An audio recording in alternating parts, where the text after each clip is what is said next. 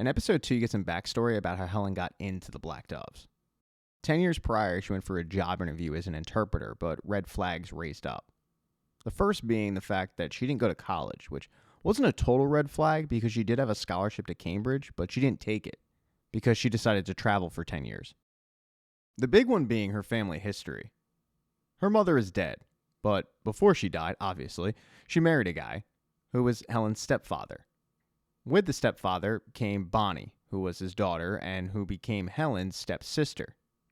Bonnie, however, is serving a life sentence for the murder of her biological father, Helen's stepfather. And all of this happened right before Helen decided to flee the country on her little traveling excursion. While this didn't get her the interpreter job, the guy did give her a phone number to call and said, ask for Reed and tell her that I think I found one of her little black doves.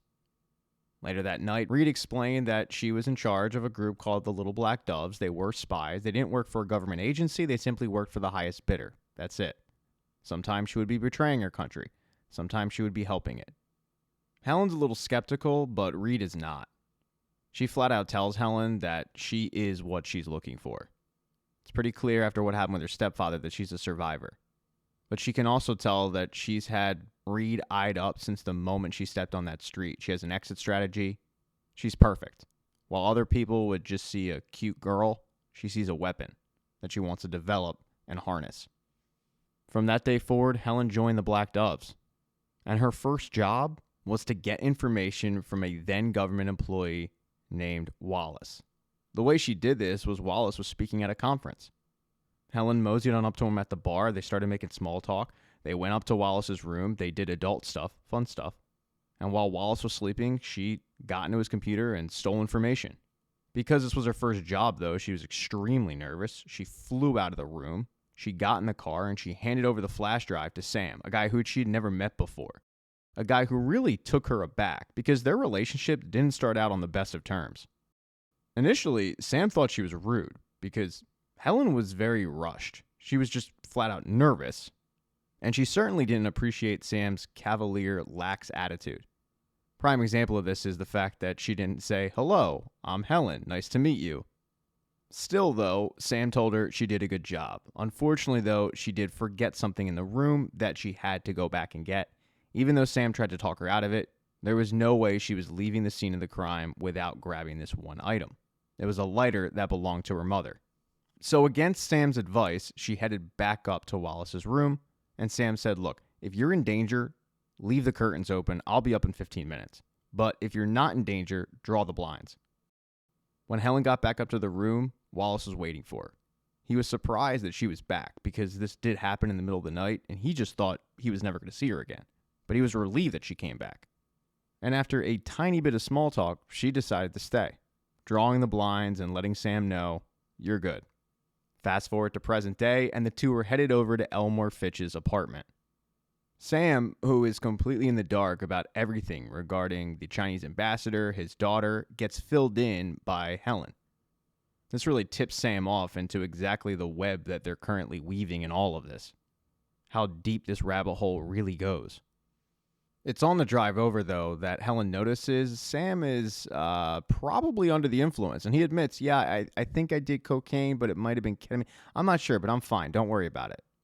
And it's not like Helen has another option. She can't call another backup. So they head to Elmore Fitch's apartment. They head inside, but he's not there.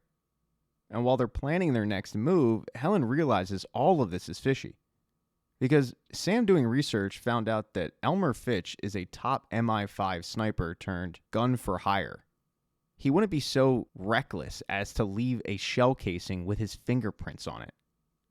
It's at that moment Sam realizes they screwed up and they need to get the hell out of that apartment immediately. And they do so just in the nick of time before a bomb goes off in it. Sam is really pissed off at himself for not figuring this out sooner. They head back to Helen's apartment. He tells her, text me when it's clear. And after heading inside and confirming that no one's there, she texts him and Sam goes home. But she did so a little prematurely.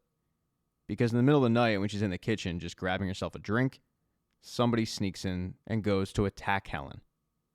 Helen, though, being trained, is able to fight this guy off, but he does have a gun.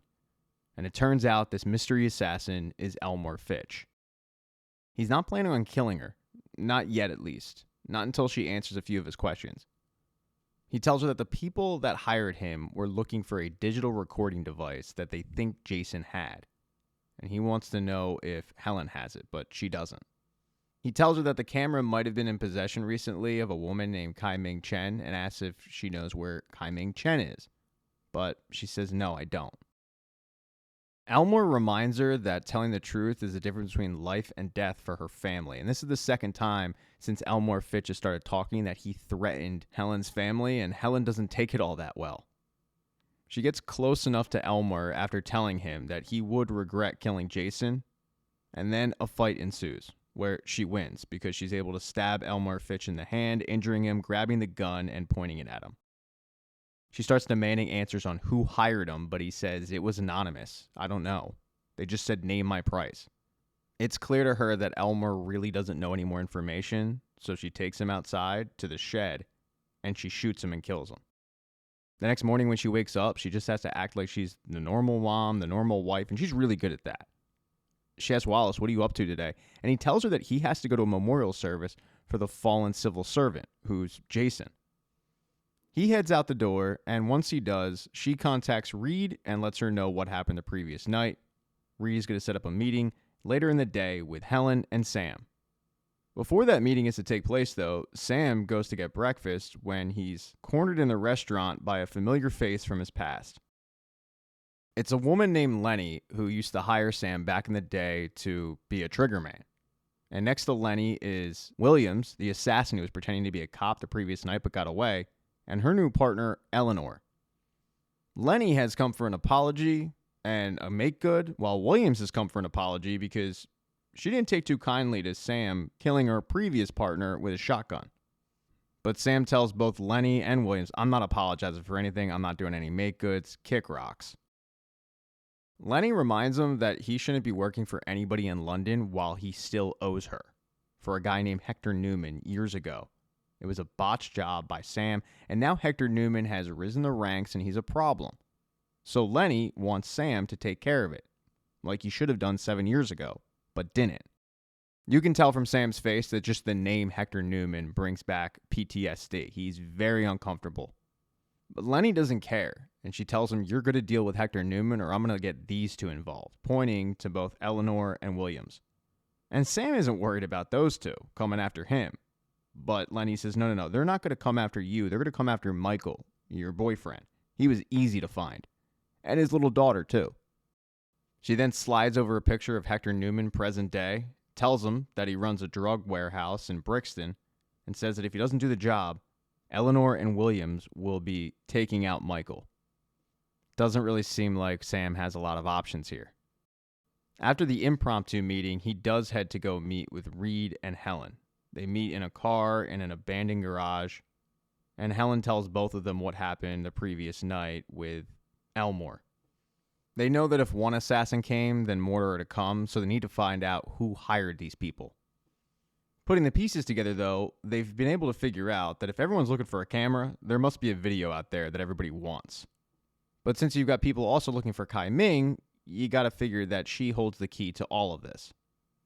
Reed's dug into this a little bit, and the three people murdered all make sense except for one.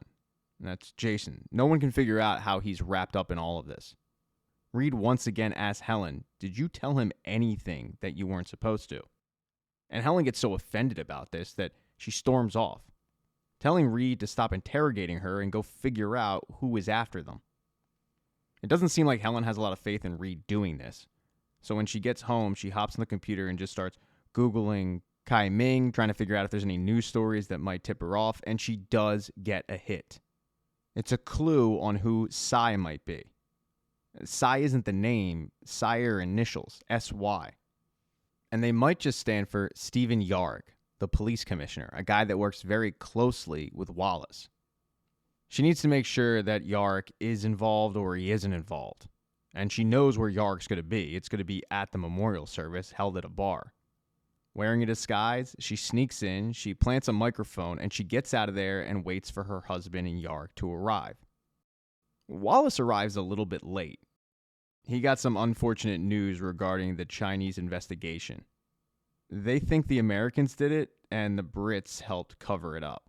They haven't handed over the evidence to this, but if this is the case, it's not good news.